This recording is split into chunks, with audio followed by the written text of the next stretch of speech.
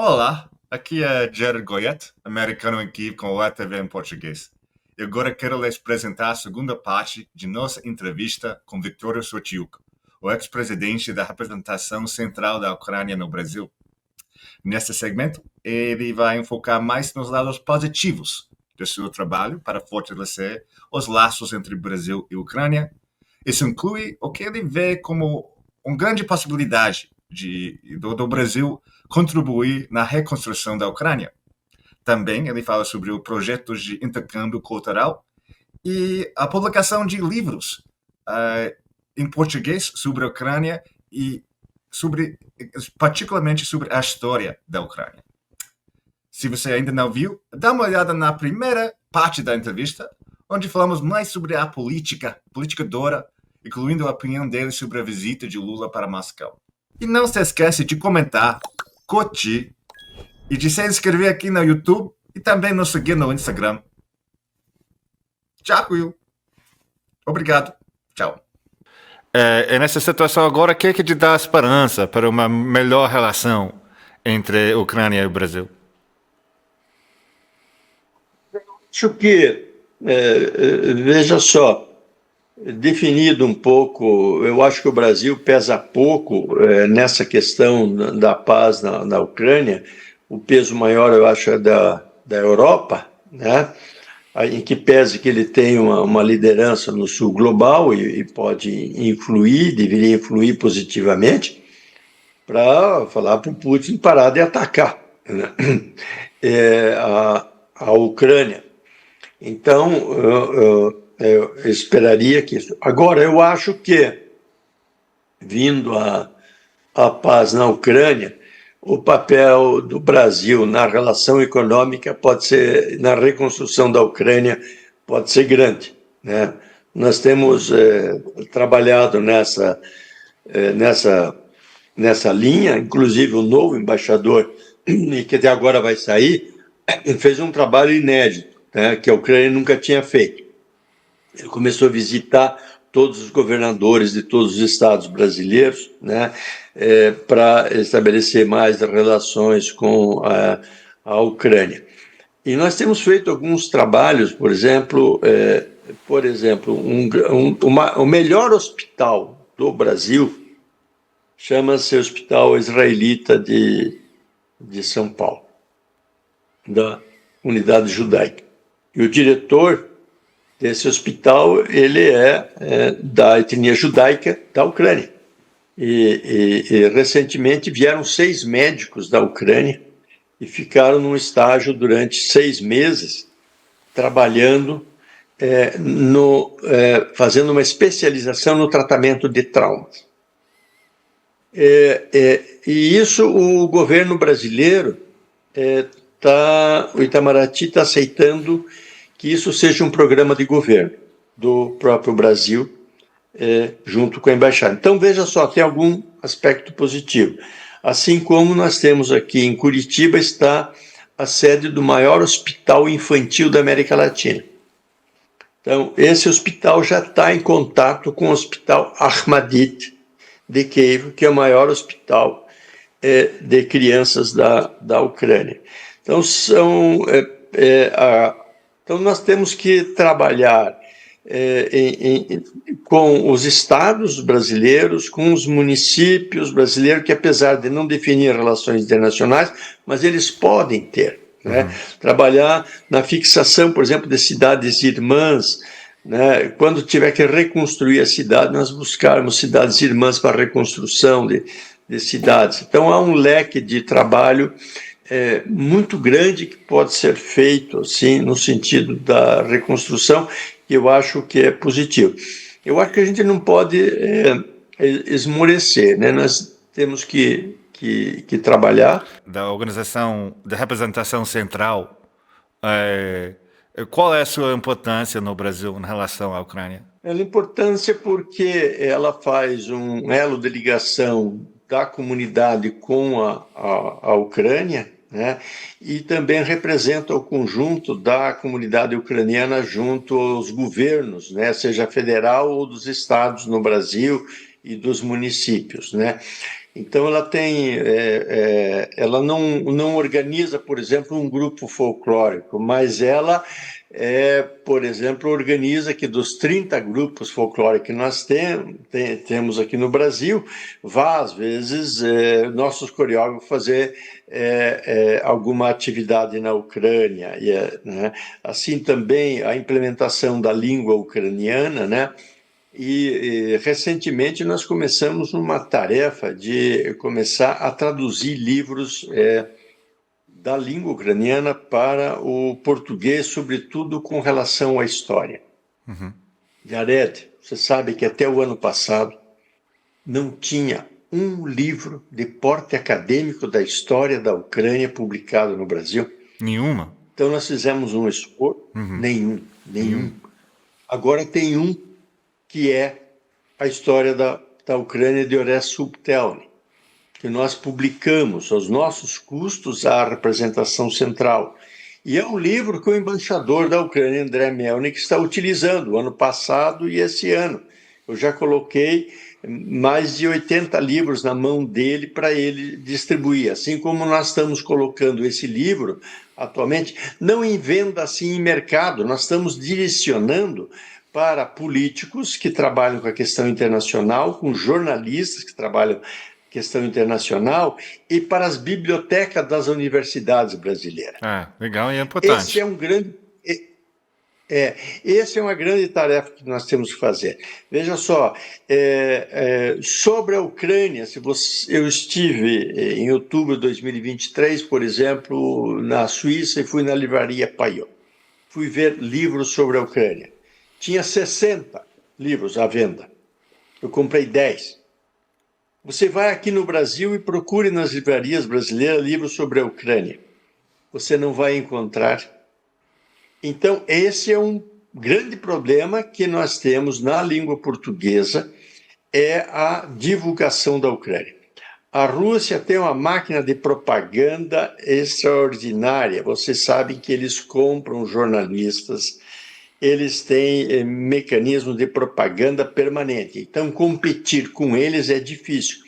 E por isso, por exemplo, na língua portuguesa, nós sentimos essa dificuldade e começamos a fazer publicações.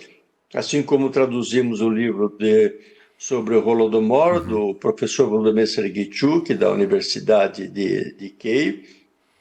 E tem mais um livro que é de Sergei Plokhy, que foi O Último Império, né, The Last Empire, que foi traduzido para o português. É o único livro, e depois um livro da Anne Applebaum sobre o Holodomor. E nós publicamos o livro do Holodomor. Mais livros sobre a Ucrânia você não tem na língua portuguesa no Brasil. Então, esse é o que nós começamos a fazer, nós temos que fazer mais. É um apelo que nós vamos ter que fazer um programa para que na língua portuguesa tenhamos maior divulgação sobre a Ucrânia, sobretudo junto à nossa intelectualidade. Você vai em agosto visitar a Ucrânia. O que você sente quando você vai para a Ucrânia? O que você gosta daqui? Veja só, eu já fui.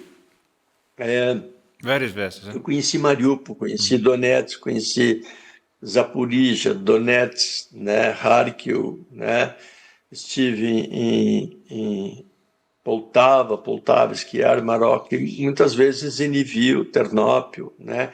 Que é a região mais da minha família, né? Eu já localizei as aldeias onde nasceram, né, os meus antepassados. E eu fui, em 2017, numa aldeia chamada Lutskivtsi, perto de Brody, né? É onde que nasceu o meu bisavô materno, Gregório Rudem. E eu cheguei lá com os documentos que eu tinha, que ele nasceu, e perguntei se havia algum Rudem. Me levaram até uma pessoa de 95 anos, era filho da Eva Rudem, né? Parecido com meus tios aqui no Brasil. Era Vassily Mazovita. Ele tinha, em 2017, ele estava com 95 anos de idade. Aí conversamos, conhecemos, bebemos e tal, tudo. Ele me contou a vida dele. E ele, em 1945, ele foi um dos soldados soviéticos que entrou em Berlim com um fuzil na mão. Ele e outro primo, também Putzan, que era da minha avó, bisavó materna, Melania Putzan. E aí eu perguntei para o primo, né? Disse, e Stalin? E ele me disse, bandit. E eu perguntei, e Putin? Ele me disse, bandit. Os netos dele já estavam lutando lá no front desde 2014. Então, quer dizer, parte de mim, da família, porque, veja, o deputado Volodymyr Yavorilsky, a mãe dele era Serochuk, né? Também tem um primo distante. E ele que no dia 24 de agosto, leu no parlamento da Ucrânia a declaração da independência da Ucrânia. Então eu tenho não só uma ligação distante com a Ucrânia, mas assim, é muito, muito próxima, né?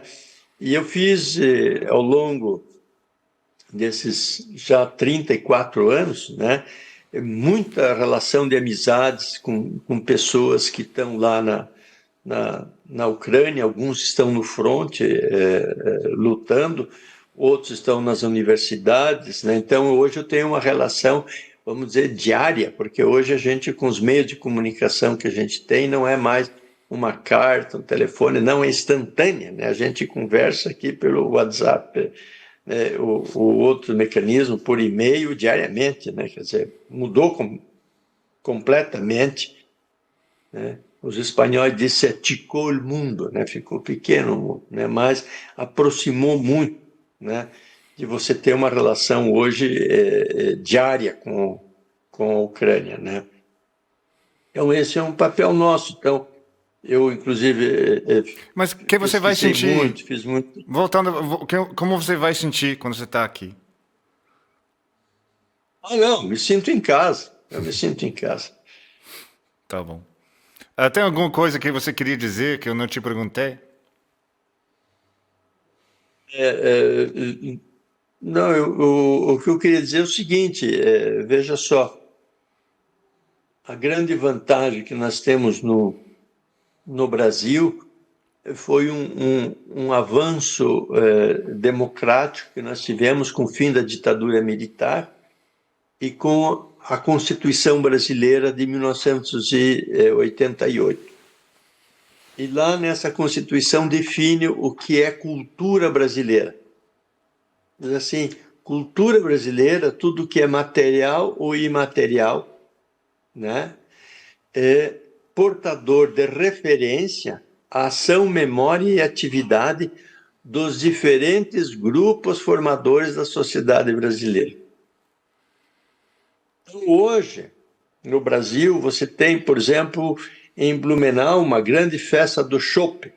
Aquilo não é uma coisa de alemão. Aquilo hoje já é patrimônio cultural brasileiro. Lá em Maringá, os tambores que tocam dos japoneses, aquilo veio do Japão, mas já é cultura. Nós aqui no Brasil, hoje, tem 5 pratos da gastronomia, quer dizer, tem origem na Ucrânia, o borscht, o varenik, né? O kuchá, tudo, mas já é cultura brasileira. Se você vem ao estado do Paraná, onde tem mais ucranianos, um brasileiro que vem de outros estados, quando lhe leva um objeto de souvenir aqui do Paraná para os outros estados brasileiros, ele leva uma pesanka. Nós pintamos pesanka, acho melhor que na Ucrânia.